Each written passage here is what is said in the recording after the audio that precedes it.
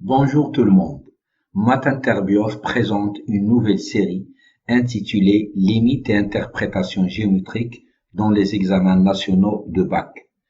Dans cette vidéo, nous allons vous présenter un exercice extrait du National 2015, Sciences expérimentales, session normale, première version, deuxième partie.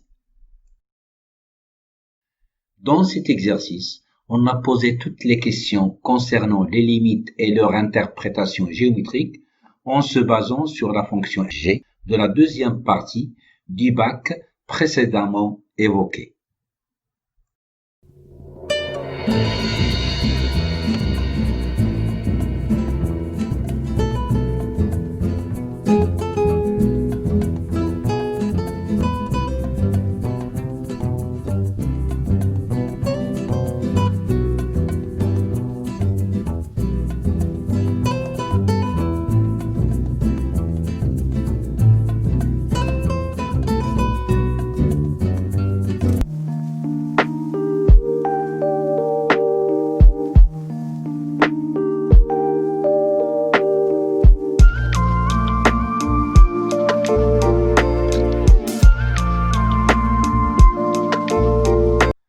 Solution de la première question petit a. On a pour x strictement positif, g de x égale à 1 moins x carré facteur de 1 moins ln de x. Ici, on veut calculer la limite de g de x quand x tend vers 0 plus. Si on essaye de calculer cette limite directement, on tombe sur la forme indéterminée 0 fois l'infini. En effet, quand x tend vers 0 plus, x carré tend vers 0 et 1 moins ln de x tend vers plus l'infini. Pour enlever l'indétermination, on doit écrire g de x sous la forme 1 moins x carré plus x fois x ln de x. Or, limite de 1 moins x carré quand x tend vers 0 plus est égal à 1 et limite quand x tend vers 0 plus de x ln de x égale 0, d'où limite de g de x quand x tend vers 0 plus est égal à 1. D'autre part, on a g de 0 égale à 1, d'où limite de g de x quand x tend vers 0 plus est égal à g de 0, d'où la fonction g est continue à droite de 0.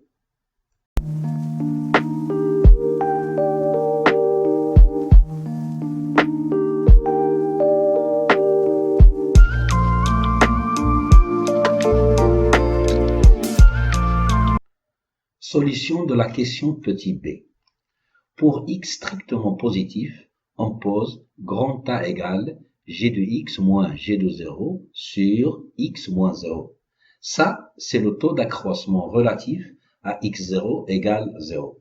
Pour étudier la dérivabilité de la fonction g à droite de 0, il faut calculer la limite de grand A quand x tend vers 0 plus.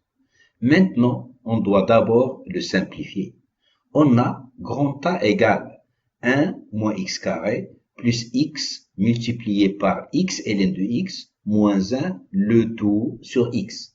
Ce qui donne, après simplification, grand A égale moins x plus x ln de x. Or, limite de x ln de x quand x tend vers 0 plus est égal à 0, d'où limite de grand A quand x tend vers 0 plus est égal aussi à 0. Ce qui fait limite de g de x moins g de 0 sur x moins 0 quand x tend vers 0 plus est égal à 0. Or, 0 est un nombre réel. Donc, la fonction g est dérivable à droite de 0 et le nombre dérivé à droite de 0 est f'd de 0 égale 0.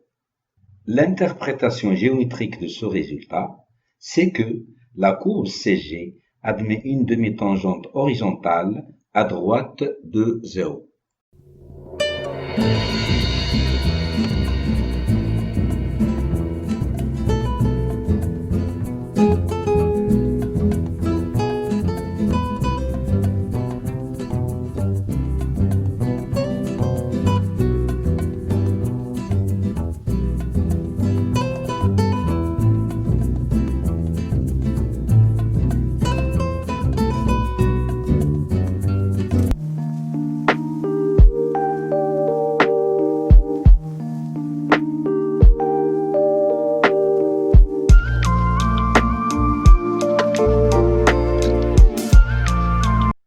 Solution de la question deuxièmement petit a. On a pour x strictement positif, g de x est égal à 1 moins x carré facteur de 1 moins ln de x. Ici, on doit calculer la limite de g de x quand x tend vers plus l'infini. On a limite de x carré quand x tend vers plus infini est égal à plus infini et limite de ln de x quand x tend vers plus infini est égal à plus l'infini. C'est une limite connue. D'où limite de x carré facteur de 1 moins ln de x quand x tend vers plus infini est égal à moins l'infini. Ce qui fait limite de g de x quand x tend vers plus infini est égal à plus l'infini.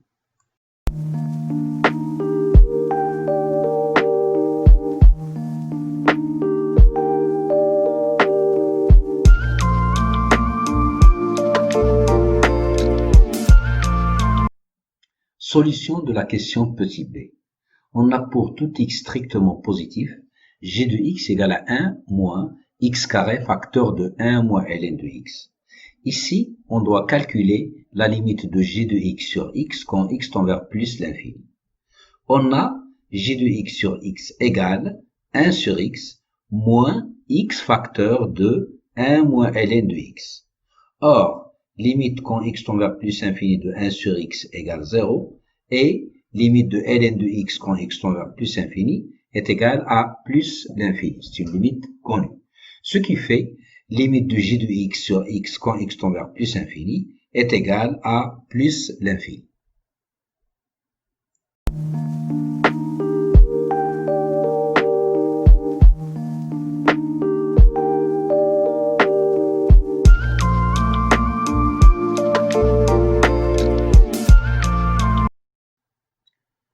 Solution de la question petit c. Ici, on doit étudier la nature de la branche infinie de la courbe CG au voisinage de plus l'infini. D'après les questions précédentes, on a limite de g de x quand x tend vers plus l'infini est égal à plus l'infini et limite de g de x sur x quand x tend vers plus l'infini est égal à plus l'infini. Ce qui montre que la courbe CG admet une branche parabolique de direction l'axe des ordonnées au voisinage de plus l'infini.